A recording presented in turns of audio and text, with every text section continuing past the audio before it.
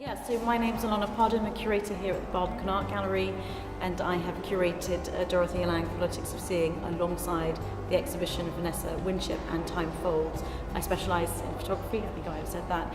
But Dorothea Lange, Politics of Seeing, is an exhibition, a survey exhibition that traces the kind of full arc of her creative life from the very early portrait she was making in San Francisco in the 1920s through to the work she made in the late 50s, where she was looking at the kind of changing social and natural landscape of her very beloved West Coast.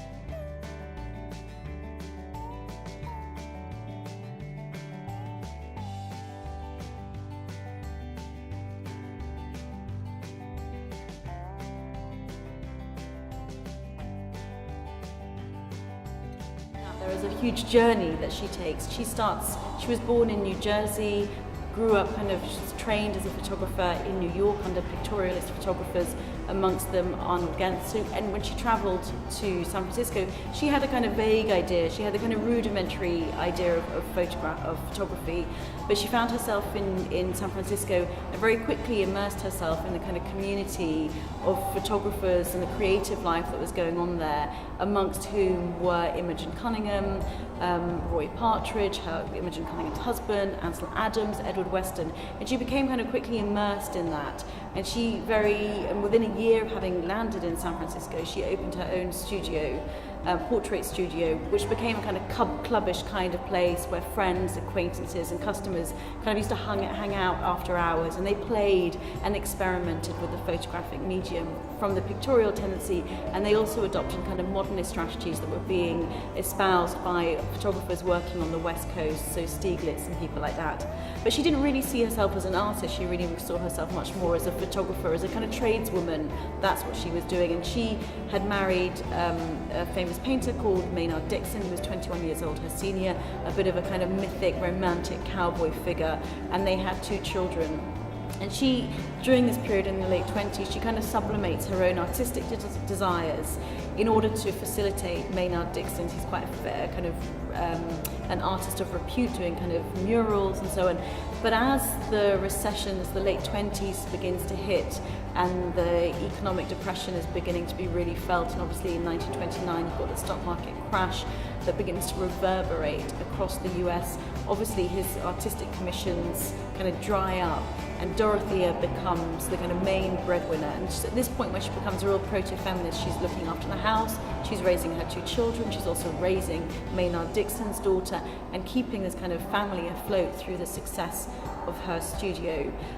But as the depression deepens, and coupled with the kind of bad farming policies that had taken root in the Dust Bowl states of places like Arkansas and Oklahoma, and also in the rural South, Tennessee and Mississippi and places like that, you begin to have this kind of flood, this mass migration out of these Dust Bowl states in the rural South into the West Coast, as people, as farmers, tenant farmers or sharecroppers begin to try and find a better livelihood elsewhere. And she can't help but notice this, the urban homeless that begin to kind of populate San Francisco. And she famously looks out of her window from her studio and sees this kind of line of homeless people trying to eke out a living, and feels compelled to leave the confines of her studio and go out into the streets and begin to photograph. And that's there where she really finds her kind of documentary voice. She quickly then meets an esteemed social scientist called Paul Schuster Taylor, who becomes her kind of creative and lifelong partner.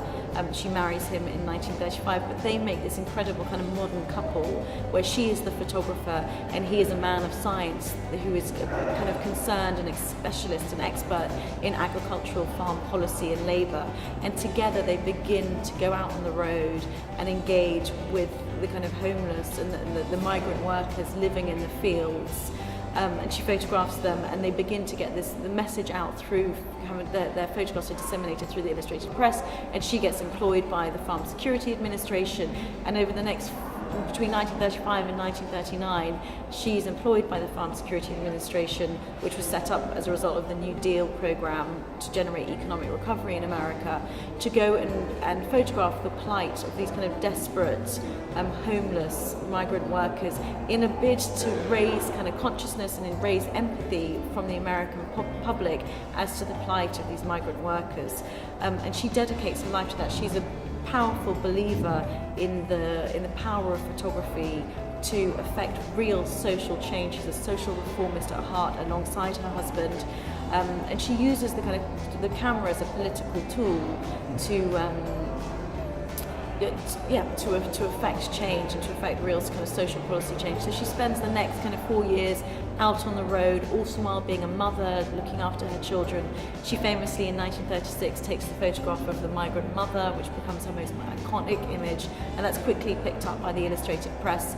It's an image that, you know, kind of supersedes and transcends the particular context in which she's working, as she kind of crops in and hones in on Florence, Owen, Thompson, with this kind of very beautiful chiseled features. She's kind of very model-esque, very photogenic with her children, and this defiance in the face of hardship, and it becomes this kind of symbol of American stoicism and endurance in the face of hardship. And so she spends the next 4 years doing that, at great personal cost, I should say, to her family life and so on. And she had polio at the age of 7. She walked with a limp, which she felt kind of gave her a certain empathy and allowed the subjects that she's engaging with out in the field of California to engage with her. But, you know, she's traveling for days on end, months on end in the car, and cars kind of populate lots of the photographs. You see these kind of ramshackle cars kind of tied together with string, with all the family belongings of these kind of Okies kind of traveling west to a better life. But of course, she's known for her most famous image, which is the Migrant Mother. But when she stopped working for the FSA in 1939, she went on to have a very kind of rich and creative life thereafter. She went on to co-found Aperture in 1952. She was the first woman to have a solo female. She was the first female photographer to have a solo show at MoMA in 1965. So she has this kind of lifelong work that goes on beyond.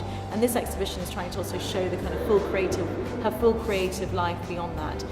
In 1942, following the bombing of Pearl Harbor in 1941, she is commissioned by another government agency called the Relocation Authority to photograph the kind of rounding up and incarceration of Americans of Japanese ancestry. They employed her because she was a woman on the West Coast who was familiar, who'd worked with the government before. But they didn't realise quite how openly critical she would be, how she doesn't have a neutral gaze on what's being shown. And she takes this amazing kind of visual record of the kind of rounding up of Japanese Americans, many of whom, I think 2/3 of whom, were born in America. So these are American citizens.